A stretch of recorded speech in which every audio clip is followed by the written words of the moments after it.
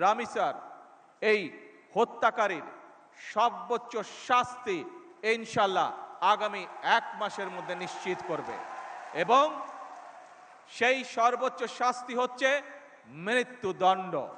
সকল সম্মানিত উপস্থিতিবৃন্দ, দীর্ঘদিনের ফ্যাসিবাদী শাসন শুধুমাত্র দেশের মানুষের অধিকার আর দেশের অর্থ সম্পত্তি লুট করেনি, বিচার বিভাগ সহ দেশের সমস্ত প্রতিষ্ঠানগুলোকে ধ্বংস করে দিয়েছে।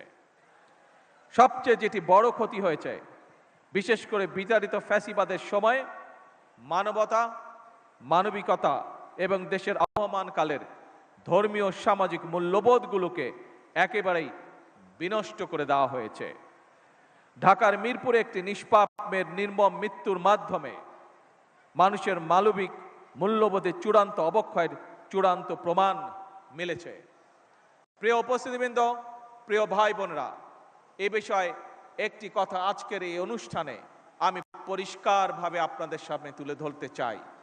এই ধরনের শিশু নির্যাতন বা নারী নির্যাতন বর্তমান সরকার কোনোভাবেই মেনে নেবে না এবং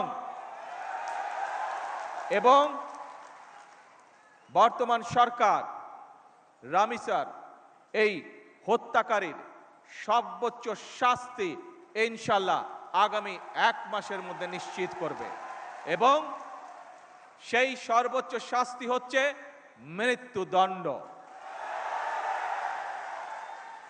যাতে করে ভবিষ্যতে আর কোনো ব্যক্তি মানুষ এইভাবে শিশু বা নারী নির্যাতন করার সাহস না পায়।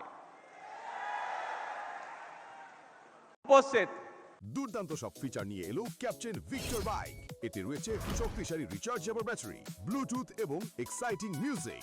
ক্যাপ্টেন ভিক্টর বাইক, আনন্দে বাড়ুক শৈশব।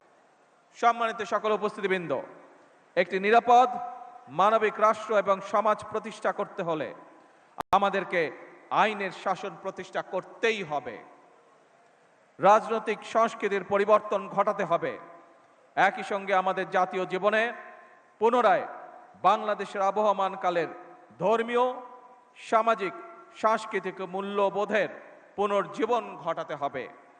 এক্ষেত্রেও কবি কাজী নজরুল ইসলামের জীবন এবং কর্ম আমাদের জন্য প্রাসঙ্গিক।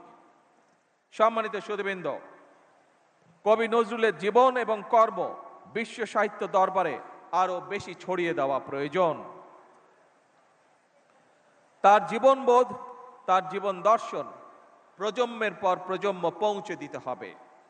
এরই অংশ হিসাবে আমাদের জাতীয় কবির স্মৃতি বিজড়িত ত্রিশালকে নজরুল সিটি হিসাবে ঘোষণা করা যায় কিনা এর ব্যাপারে সম্ভাব্যতা যাচাইয়ের